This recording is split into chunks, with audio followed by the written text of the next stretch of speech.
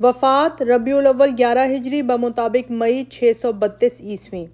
انکا میتون و انہم میتون، سورہ زمر۔ روح قدسی کو عالم جسمانی میں اسی وقت تک رہنے کی ضرورت تھی کہ تکمیل شریعت اور تزکیہ نفوس کا عظیم الشان کام درجہ کمال تک پہنچ جائے۔ حجۃ الوداع میں یہ فرض اہم ادا ہو چکا۔ توحید کامل اور مکارم اخلاق کے اصول عملاً قائم کر کے عرفات کے مجمع عام میں اعلان کر دیا گیا کہ الیوم اکملت لکم دینکم و اتممت علیکم نعمتی، آج کے دن میں نے تمہارے لیے دین کو کامل کر دیا اور اپنی نعمتیں پوری کر دیں۔ سورہ نصر کا نزول خاص صحابہ رضی اللہ عنہم کو حضرت صلی اللہ علیہ وآلہ وسلم کے قرب وفات کی اطلاع دے چکا تھا، اور آپ صلی اللہ علیہ وآلہ وسلم حکم ربانی فسبح بحمد ربک واستغفرہ کے مطابق زیادہ تر اوقات تسبیح و تہلیل میں بسر فرماتے تھے۔ آپ عموماً ہر سال رمضان المبارک میں 10 دن اعتکاف میں بیٹھتے تھے، لیکن رمضان 10 ہجری میں 20 دن اعتکاف میں بیٹھے۔ سال میں ایک دفعہ ماہ رمضان میں آپ صلی اللہ علیہ وآلہ وسلم پورا قرآن ناموس اکبر کی زبانی سنتے تھے، لیکن وفات کے سال 2 دفعہ یہ شرف حاصل ہوا۔ حجۃ الوداع کے موقع پر مناسک حج کی تعلیم کے ساتھ ساتھ آپ صلی اللہ علیہ وآلہ وسلم نے یہ اعلان بھی فرمایا کہ مجھے امید نہیں کہ آئندہ سال تم سے مل سکوں۔ بعض روایتوں میں یہ الفاظ اس طرح وارد ہوئے ہیں، شاید میں اس کے بعد حج نہ کر سکوں۔ غدیر خم کے خطبے میں بھی اسی قسم کے الفاظ ادا ہوئے۔ غزوہ احد کے بیان میں گزر چکا ہے کہ شہدائے احد کے جنازہ کی نماز نہیں پڑھی گئی تھی۔ تاہم غزوات میں صرف غزوہ احد ہی ایک ایسا غزوہ ہے جس میں مسلمانوں نے سب سے زیادہ بے کسی کے ساتھ جان دی، اس لیے ان کی یاد آپ کے دل میں اس وقت بھی موجود تھی۔ حجۃ الوداع کے موقع پر تمام مسلمانوں کو اپنے فیض دیدار سے مشرف فرمایا اور ان کو حسرت کے ساتھ الوداع کیا۔ شہدائے احد جو بل ہم احیاء، ان کے مژدہ جاں فضا سے فیضیاب تھے، 8 برس کے بعد آخری دفعہ آپ نے ان کو بھی اپنی زیارت سے مشرف کرنا ضروری سمجھا۔ چنانچہ اسی زمانے میں ان کی قبر پر تشریف لے گئے اور ان کے لیے دعائے خیر فرمائی، اور اس رقت انگیز طریقے سے ان کو الوداع کیا کہ جس طرح ایک مرنے والا اپنے زندہ اعزاء کو وداع کرتا ہے۔ اس کے بعد ایک خطبہ دیا جس میں فرمایا، میں تم سے پہلے حوض پر جا رہا ہوں، اس کی وسعت اتنی ہے جتنی ایلا سے جحفہ تک۔ مجھ کو تمام دنیا کے خزانوں کی کنجی دی گئی ہے۔ مجھے خوف نہیں ہے کہ میرے بعد تم شرک کرو گے، لیکن اس سے ڈرتا ہوں کہ دنیا میں نہ مبتلا ہو جاؤ، اور اس کے لیے آپس میں کشت و خون نہ کرو، تو پھر اسی طرح ہلاک ہو جاؤ جس طرح تم سے پہلی قومیں ہلاک ہوئیں۔ راوی کا بیان ہے کہ یہ آخری دفعہ میں نے رسول اللہ صلی اللہ علیہ وآلہ وسلم کو خطبہ دیتے ہوئے سنا۔ غزوات میں گزر چکا ہے کہ حضرت زید رضی اللہ عنہ بن حارثہ کو حدود شام کے عربوں نے شہید کر ڈالا تھا۔ حضرت صلی اللہ علیہ وآلہ وسلم ان سے اس کا قصاص لینا چاہتے تھے۔ آغاز علالت سے ایک روز پہلے آپ صلی اللہ علیہ وآلہ وسلم نے اسامہ رضی اللہ عنہ بن زید کو مامور کیا کہ وہ فوج لے کر جائیں اور ان شریروں سے اپنے باپ کا انتقام لیں۔ 18 یا 19 صفر 11 ہجری میں آدھی رات کو آپ صلی اللہ علیہ وآلہ وسلم جنت البقیع میں، جو عام مسلمانوں کا قبرستان تھا، تشریف لے گئے۔ وہاں سے واپس تشریف لائے تو مزاج ناساز ہوا۔ یہ حضرت میمونہ رضی اللہ عنہا کی باری کا دن تھا اور روز چہار شنبہ تھا۔ 5 دن تک آپ صلی اللہ علیہ وآلہ وسلم اس حالت میں بھی از راہ عدل و کرم باری باری ایک ایک بیوی کے حجرے میں تشریف لے جاتے رہے۔ دوشنبہ کے دن مرض میں شدت ہوئی تو ازواج مطہرات سے اجازت لی کہ حضرت عائشہ رضی اللہ عنہا کے گھر قیام فرمائیں۔ خلق عمیم کی بنا پر اجازت بھی صاف اور اعلانیہ نہیں طلب کی، بلکہ پوچھا کہ کل میں کس کے گھر پر رہوں گا۔ دوسرا دن دوشنبہ حضرت عائشہ رضی اللہ عنہا کے یہاں قیام فرمانے کا تھا۔ ازواج مطہرات نے مرضی اقدس صلی اللہ علیہ وآلہ وسلم سمجھ کر عرض کی کہ آپ جہاں چاہیں قیام فرمائیں۔ ذوف اس قدر ہو گیا تھا کہ چلا نہیں جاتا تھا۔ حضرت علی رضی اللہ عنہ اور حضرت عباس رضی اللہ عنہ دونوں بازو تھام کر بمشکل حضرت عائشہ رضی اللہ عنہا کے حجرے میں لائے۔ آمد و رفت کی قوت جب تک رہی، آپ صلی اللہ علیہ وآلہ وسلم مسجد میں نماز پڑھانے کی غرض سے تشریف لاتے رہے۔ سب سے آخری نماز جو آپ نے پڑھائی وہ مغرب کی نماز تھی۔ سر میں درد تھا، اس لیے سر میں رومال باندھ کر آپ صلی اللہ علیہ وآلہ وسلم تشریف لائے اور نماز ادا کی، جس میں سورہ والمرسلات عرفا قرأت فرمائی۔ عشاء کی نماز کا وقت آیا تو دریافت فرمایا کہ نماز ہو چکی۔ لوگوں نے عرض کی کہ سب کو حضور صلی اللہ علیہ وآلہ وسلم کا انتظار ہے۔ لگن میں پانی بھروا کر غسل فرمایا، پھر اٹھنا چاہا تو غش آ گیا۔ افاقے کے بعد پھر فرمایا کہ نماز ہو چکی۔ لوگوں نے پھر وہی جواب دیا۔ آپ صلی اللہ علیہ وآلہ وسلم نے پھر غسل فرمایا اور پھر جب اٹھنا چاہا تو غش آ گیا۔ افاقہ ہوا تو پھر دریافت فرمایا اور لوگوں نے وہی جواب دیا۔ تیسری دفعہ جس میں مبارک پر پانی ڈالا، پھر جب اٹھنے کا ارادہ کیا تو پھر غشی طاری ہو گئی۔ جب افاقہ ہوا تو ارشاد ہوا کہ ابو بکر رضی اللہ عنہ نماز پڑھائیں۔ حضرت عائشہ رضی اللہ عنہا نے معذرت کی کہ یا رسول اللہ، ابو بکر نہایت رقیق القلب ہیں، آپ کی جگہ ان سے کھڑا نہ ہوا جائے گا۔ آپ صلی اللہ علیہ وآلہ وسلم نے پھر یہی حکم دیا کہ ابو بکر نماز پڑھائیں۔ چنانچہ کئی دن تک حضرت ابو بکر رضی اللہ عنہ نے نماز پڑھائی۔ وفات سے 4 دن پہلے یعنی جمعرات کو آپ نے فرمایا کہ دوات کاغذ لاؤ، میں تمہارے لیے ایک تحریر لکھ دوں جس کے بعد تم گمراہ نہ ہوگے۔ بعض صحابہ رضی اللہ عنہم نے لوگوں کو مخاطب کر کے کہا کہ رسول اللہ کو مرض کی شدت ہے اور تمہارے پاس قرآن مجید موجود ہے جو ہمارے لیے کافی ہے۔ اس پر حاضرین میں اختلاف ہوا، بعض کہتے تھے کہ تعمیل ارشاد کی جائے، بعض کچھ اور کہتے تھے۔ اختلاف اور شور و غل زیادہ ہوا تو بعض نے کہا خود آپ سے دریافت کر لو۔ لوگ جب پوچھنے لگے تو آپ صلی اللہ علیہ وآلہ وسلم نے فرمایا مجھے چھوڑ دو، میں جس مقام میں ہوں وہ اس سے بہتر ہے جس کی طرف تم مجھے بلاتے ہو۔ اس کے بعد آپ صلی اللہ علیہ وآلہ وسلم نے 3 وصیتیں فرمائیں، جن میں سے ایک یہ تھی کہ کوئی مشرک عرب میں نہ رہنے پائے، دوسری یہ کہ سفراء کا اسی طرح احترام کیا جائے جس طرح آپ صلی اللہ علیہ وآلہ وسلم کے زمانے میں دستور تھا، تیسری وصیت راوی کو یاد نہیں رہی۔ اسی طرح ظہر کی نماز کے وقت آپ صلی اللہ علیہ وآلہ وسلم کی طبیعت کچھ سکون پذیر ہوئی۔ آپ صلی اللہ علیہ وآلہ وسلم نے حکم دیا کہ پانی کی 7 مشکیں آپ پر ڈالی جائیں۔ غسل فرما چکے تو حضرت علی اور حضرت عباس تھام کر مسجد میں لائے۔ جماعت کھڑی ہو چکی تھی اور حضرت ابو بکر رضی اللہ عنہ نماز پڑھا رہے تھے۔ آہٹ پا کر حضرت ابو بکر رضی اللہ عنہ پیچھے ہٹے۔ آپ نے اشارے سے روکا اور ان کے پہلو میں بیٹھ کر نماز پڑھائی، یعنی آپ صلی اللہ علیہ وآلہ وسلم کو دیکھ کر حضرت ابو بکر رضی اللہ عنہ اور حضرت ابو بکر کو دیکھ کر اور لوگ ارکان ادا کرتے جاتے تھے۔ نماز کے بعد حضرت صلی اللہ علیہ وآلہ وسلم نے ایک خطبہ دیا جو آپ کی زندگی کا سب سے آخری خطبہ تھا۔ آپ نے فرمایا خدا نے اپنے ایک بندے کو اختیار عطا فرمایا ہے کہ خواہ وہ دنیا کی نعمتوں کو قبول کرے یا خدا کے پاس یعنی آخرت میں جو کچھ ہے اسے قبول کرے، لیکن اس نے خدا ہی کے پاس کی چیزیں قبول کیں۔ یہ سن کر حضرت ابو بکر رضی اللہ عنہ رو پڑے۔ لوگوں نے ان کی طرف تعجب سے دیکھا تو آپ صلی اللہ علیہ وآلہ وسلم تو ایک شخص کا واقعہ بیان کرتے ہیں، یہ رونے کی کون سی بات ہے، لیکن رازدار نبوت سمجھ چکا تھا کہ وہ بندہ خود محمد صلی اللہ علیہ وآلہ وسلم ہیں۔ آپ نے اپنی تقریر کا سلسلہ آگے بڑھایا اور فرمایا سب سے زیادہ میں جس کی دولت اور صحبت کا ممنون ہوں وہ ابو بکر رضی اللہ عنہ ہیں۔ اگر میں دنیا میں کسی کو اپنی امت میں سے اپنا دوست بنا سکتا تو میں ابو بکر کو بناتا، لیکن اسلام کا رشتہ دوستی کے لیے کافی ہے۔ مسجد کے رخ کوئی دریچہ ابو بکر رضی اللہ عنہ کے دریچے کے سوا باقی نہ رکھا جائے۔ ہاں، تم سے پہلی قوموں نے اپنے پیغمبروں اور بزرگوں کی قبر کو عبادت گاہ بنا لیا ہے، دیکھو ایسا نہ کرنا میں منع کرتا ہوں۔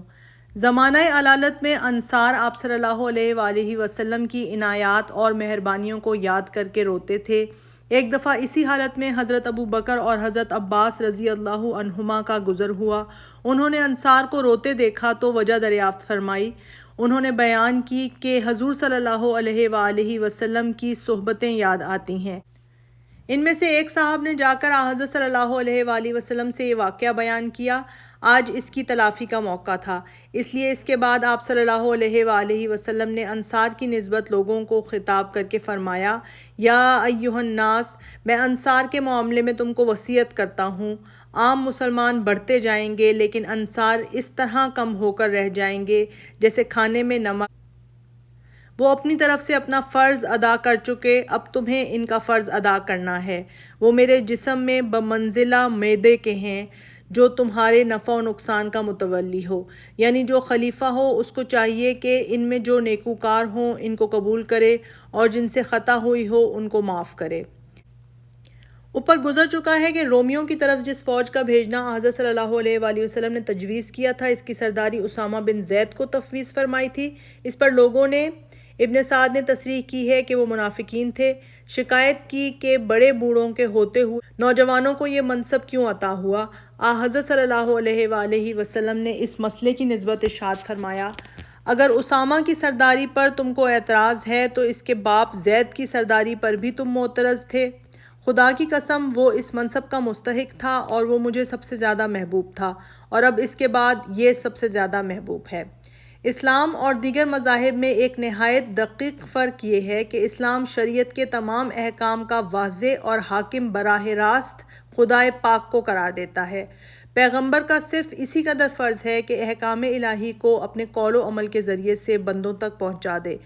چونکہ دوسرے مذاہب میں یہ غلط فہمی شرک و کفر تک منجر ہو چکی تھی اور اس کے نتائج پیش نظر تھے، اس لیے ارشاد فرمایا، حلال و حرام کی نسبت میری طرف نہ کی جائے۔ میں نے وہی چیز حلال کی ہے جو خدا نے اپنی کتاب میں حلال کی ہے، اور وہی چیز حرام کی ہے جو خدا نے حرام کی ہے۔ انسان کی جزا و سزا کی بنیاد خود اس کے ذاتی عمل پر ہے۔ آپ صلی اللہ علیہ وآلہ وسلم نے فرمایا، اے پیغمبر خدا کی بیٹی فاطمہ اور اے پیغمبر خدا کی پھوپھی صفیہ، خدا کے ہاں کے لیے کچھ کر لو، میں تمہیں خدا سے نہیں بچا سکتا۔ خطبے سے فارغ ہو کر آپ صلی اللہ علیہ وآلہ وسلم حجرہ عائشہ رضی اللہ عنہا میں واپس تشریف لائے۔ آپ کو حضرت فاطمہ زہرا رضی اللہ عنہا سے بے حد محبت تھی۔ اثنائے علالت میں ان کو بلا بھیجا، تشریف لائیں تو ان کے کان میں کوئی باتیں کیں، وہ رونے لگیں، پھر بلا کر کچھ کان میں کہا تو ہنس پڑیں۔ حضرت عائشہ رضی اللہ عنہا نے دریافت کیا تو کہا، پہلی دفعہ آپ صلی اللہ علیہ وآلہ وسلم نے فرمایا کہ میں اسی مرض میں انتقال کروں گا۔ جب میں رونے لگی تو فرمایا کہ میرے خاندان میں سے پہلے تم ہی مجھ سے آ کر ملو گی، تو ہنسنے لگی۔ یہودی و نصارہ نے انبیاء کے مزارات اور یادگاروں کی تعظیم میں جو افراط کی تھی وہ بت پرستی کی حد تک پہنچ گئی تھی۔ اسلام کا فرض اولین بت پرستی کی رگ و ریشہ کا استحصال کرنا تھا، اس لیے حالت مرض میں جو چیز سب سے زیادہ آپ کے پیش نظر تھی یہی تھی۔ اتفاق سے بعض ازواج مطہرات نے جو حبشہ سے آئی ہوئی تھیں، اسی حالت میں وہاں کے عیسائی معبدوں کا اور ان کے مجسموں اور تصویروں کا تذکرہ کیا۔ آپ نے فرمایا، ان لوگوں میں جب کوئی نیک آدمی مر جاتا ہے تو اس کے مقبرے کو عبادت گاہ بنا لیتے ہیں اور اس کا بت بنا کر اس میں کھڑا کرتے ہیں۔ قیامت کے روز اللہ عز و جل کی نگاہ میں یہ لوگ بدترین مخلوق ہوں گے۔ عین کرب کی شدت میں جبکہ چادر کبھی منہ پر ڈال لیتے تھے اور کبھی گرمی سے گھبرا کر الٹ دیتے تھے، حضرت عائشہ رضی اللہ عنہا نے زبان مبارک سے یہ الفاظ سنے، یہود و نصارہ پر خدا کی لعنت ہو، انہوں نے اپنے پیغمبروں کی قبروں کو عبادت گاہ بنا لیا۔ اسی کرب اور بے چینی میں یاد آیا کہ حضرت عائشہ رضی اللہ عنہا کے پاس کچھ اشرفیاں رکھوائی تھیں۔ دریافت فرمایا کہ عائشہ وہ اشرفیاں کہاں ہیں؟ محمد خدا سے بدگمان ہو کر ملے گا، جاؤ ان کو خدا کی راہ میں خیرات کر دو۔ وفات سے ایک دن پہلے یعنی اتوار کو لوگوں نے دوا پلانی چاہی، چونکہ گوارا نہ تھی، آپ صلی اللہ علیہ وآلہ وسلم نے انکار فرمایا۔ اسی حالت میں غشی طاری ہو گئی، لوگوں نے منہ کھول کر پلا دی۔ افاقے کے بعد آپ صلی اللہ علیہ وآلہ وسلم کو احساس ہوا تو فرمایا کہ سب کو دوا پلائی جائے۔ معلوم ہوا جن لوگوں نے زبردستی دوا پلائی تھی ان میں حضرت عباس رضی اللہ عنہ شامل نہ تھے، اس لیے وہ اس حکم سے مستثنیٰ رہے۔ محدثین اس واقعے کو لکھ کر لکھتے ہیں کہ یہ بشریت کا اقتضا تھا، یعنی جس طرح بیماروں میں نازک مزاجی آ جاتی ہے، آپ نے بھی اسی طرح یہ حکم دیا تھا، لیکن ہمارے نزدیک تو یہ تنک مزاجی نہیں بلکہ لطف طبع تھا۔ مرض میں اشتداد اور تخفیف ہوتی رہتی تھی۔ جس دن وفات ہوئی یعنی دوشنبہ کے روز بظاہر طبیعت کو سکون تھا، حجرہ مبارک مسجد سے ملا ہوا تھا۔ آپ نے صبح کے وقت پردہ اٹھا کر دیکھا تو لوگ فجر کی نماز میں مشغول تھے، دیکھ کر مسرت سے ہنس پڑے۔ لوگوں نے آہٹ پا کر خیال کیا کہ آپ صلی اللہ علیہ وآلہ وسلم باہر آنا چاہتے ہیں۔ فرط مسرت سے تمام لوگ بے قابو ہو گئے اور قریب تھا کہ نمازیں ٹوٹ جائیں۔ حضرت ابو بکر رضی اللہ عنہ نے جو امام تھے چاہا کہ پیچھے ہٹ جائیں، آپ صلی اللہ علیہ وآلہ وسلم نے اشارے سے روکا اور حجرہ شریف میں داخل ہو کر پردے ڈال دیے۔ صحیح مسلم میں ہے کہ اس قدر ضعف تھا کہ آپ صلی اللہ علیہ وآلہ وسلم پردہ بھی اچھی طرح نہ ڈال سکے۔ یہ سب سے آخری موقع تھا کہ صحابہ نے جمال اقدس کی زیارت کی۔ حضرت انس بن مالک کہتے ہیں کہ آپ صلی اللہ علیہ وآلہ وسلم کا چہرہ معلوم ہوتا تھا کہ مصحف کا کوئی ورق ہے، یعنی سفید ہو گیا تھا۔ دن جیسے جیسے چڑھتا جاتا تھا، آپ صلی اللہ علیہ وآلہ وسلم پر بار بار غشی طاری ہوتی تھی اور پھر افاقہ ہو جاتا تھا۔ حضرت فاطمہ زہرا یہ دیکھ کر بولیں، ہائے میرے باپ کی بے چینی۔ آپ صلی اللہ علیہ وآلہ وسلم نے فرمایا، تمہارا باپ آج کے بعد بے چین نہ ہوگا۔ حضرت عائشہ فرماتی ہیں کہ آپ جب تندرست تھے تو فرمایا کرتے تھے کہ پیغمبروں کو اختیار دیا جاتا ہے کہ وہ خواہ موت کو قبول کریں یا حیات دنیا کو ترجیح دیں۔ اس حالت میں اکثر آپ صلی اللہ علیہ وآلہ وسلم کی زبان مبارک سے یہ الفاظ ادا ہوتے رہے، مع الذین انعم اللہ علیہم، ان لوگوں کے ساتھ جن پر خدا نے انعام کیا، اور کبھی یہ فرماتے، اللہم فی الرفیق الاعلی، خداوند بڑے رفیق ہیں۔ وہ سمجھ گئیں کہ اب صرف رفاقت الہی مطلوب ہے۔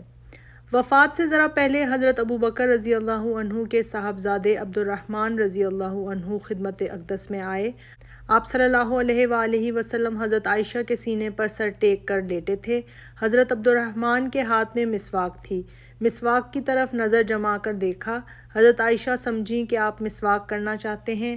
عبد الرحمن سے مسواک لے کر دانتوں سے نرم کی اور خدمت اقدس میں پیش کی۔ آپ نے بالکل تندرستوں کی طرح مسواک کی۔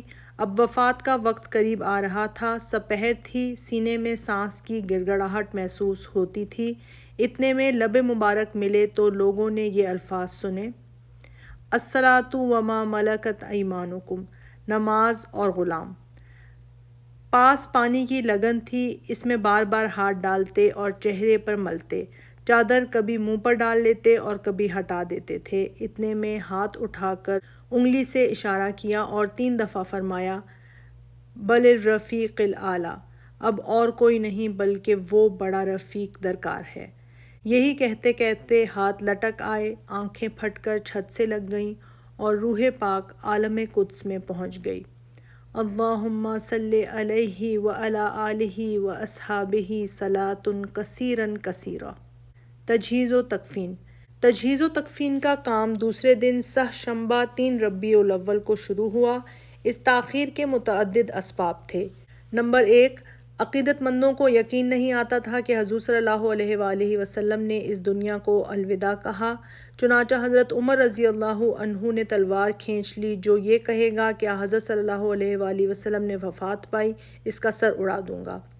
لیکن حضرت ابوبکر رضی اللہ عنہ آئے اور انہوں نے تمام صحابہ رضی اللہ عنہم کے سامنے خطبہ دیا کہ حضور صلی اللہ علیہ وآلہ وسلم کا اس جہان سے تشریف لے جانا یقینی تھا، اور قرآن مجید کی آیتیں پڑھ کر سنائیں تو لوگوں کی آنکھیں کھلی اور اس ناگزیر واقعے کا یقین آیا۔ نمبر 2، اس کے بعد اتنا وقت نہیں رہا تھا کہ غروب آفتاب سے پہلے تجہیز و تکفین سے فراغت ہو سکے۔ نمبر 3، قبر کنی کا کام غسل و کفن کے بعد شروع ہوا، اس لیے دیر تک انتظار کرنا پڑا۔ نمبر 4، جس حجرے میں آپ نے وفات پائی تھی وہیں لوگ علی ترتیب تھوڑے تھوڑے کر کے جاتے اور نماز جنازہ ادا کرتے تھے، اس لیے بھی بڑی دیر لگی اور سہ شنبہ کا دن گزر کر رات کو فراغت ملی۔ تجہیز و تکفین کی خدمت خاص اعزاء اقربا نے انجام دی۔ فضل بن عباس اور اسامہ بن زید رضی اللہ عنہما نے پردہ کیا اور حضرت علی رضی اللہ عنہ نے غسل دیا۔ حضرت عباس رضی اللہ عنہ بھی موقع پر موجود تھے، اور بعض روایتوں میں ہے کہ انہی نے پردہ بھی کیا تھا۔ چونکہ اس شرف میں ہر شخص شریک ہونا چاہتا تھا، اس لیے حضرت علی رضی اللہ عنہ نے اندر سے کواڑ بند کر لیے تھے۔ انصار نے دروازے پر آواز دی کہ خدا کے لیے ہمارے حقوق کا بھی خیال رکھیے، رسول اللہ صلی اللہ علیہ وآلہ وسلم کی خدمت گزاری میں ہمارا بھی حصہ ہے۔ حضرت ابوبکر رضی اللہ عنہ نے، جیسا کہ واقعی کا بیان ہے، فرمایا کہ رسول اللہ صلی اللہ علیہ وآلہ وسلم میں کسی کا حق نہیں ہے، اس لیے اگر سب کو اجازت دے دی گئی تو کام رہ جائے گا۔ لیکن انصار کے اصرار پر حضرت علی رضی اللہ عنہ نے اوس رضی اللہ عنہ بن خولہ انصاری کو، جو اصحاب بدر میں سے تھے، اندر بلا لیا۔ وہ پانی کا گڑھا بھر بھر کر لاتے تھے۔ حضرت علی رضی اللہ عنہ نے جسم مبارک کو سینے سے لگا رکھا تھا۔ حضرت عباس رضی اللہ عنہ اور ان کے دونوں صاحبزادے قسم اور فضل جسم مبارک کی کروٹیں بدلتے تھے اور اسامہ بن زید اوپر سے پانی ڈالتے تھے۔ کفن کے لیے پہلے جو کپڑا انتخاب کیا گیا تھا وہ حضرت ابو بکر رضی اللہ عنہ کے صاحبزادے عبداللہ کی یمن کی بنی ہوئی ایک چادر تھی، لیکن بعد کو اتار لی گئی اور 3 سوتی سفید کپڑے جو سہول کے بنے ہوئے تھے کفن میں دیے گئے۔ ان میں قمیص اور امامہ نہ تھے۔ غسل اور کفن کے بعد یہ سوال پیدا ہوا کہ آپ کو دفن کہاں کیا جائے؟ حضرت ابو بکر رضی اللہ عنہ نے کہا، نبی جس مقام پر وفات پاتا ہے وہیں دفن بھی ہوتا ہے۔ چنانچہ نعش مبارک اٹھا کر اور بستر الٹ کر حجرہ عائشہ میں اسی مقام پر قبر کھودنا تجویز ہوا۔ حضرت عائشہ رضی اللہ عنہا کہتی ہیں کہ آپ کو کسی میدان میں اس لیے دفن نہیں کیا گیا کہ آخری لمحوں میں آپ کو یہ خیال تھا کہ لوگ فرط عقیدت سے میری قبر کو بھی عبادت گاہ نہ بنا لیں۔ میدان میں اس کی داروگیر مشکل تھی، اس لیے حجرہ کے اندر دفن کیا گیا۔ مدینہ میں 2 صاحب قبر کھودنے میں ماہر تھے، حضرت ابو عبیدہ بن جراح اور ابو طلحہ رضی اللہ عنہما۔ حضرت عبیدہ اہل مکہ کے دستور کے مطابق صندوقی قبر کھودتے تھے اور ابو طلحہ رضی اللہ عنہ مدینہ کے رواج کے مطابق لحدی۔ لوگوں میں اختلاف پیش آیا کہ کس قسم کی قبر کھودی جائے۔ حضرت عمر رضی اللہ عنہ نے کہا، اختلاف مناسب نہیں، دونوں صاحبوں کے پاس آدمی بھیجا جائے، جو پہلے آ جائے۔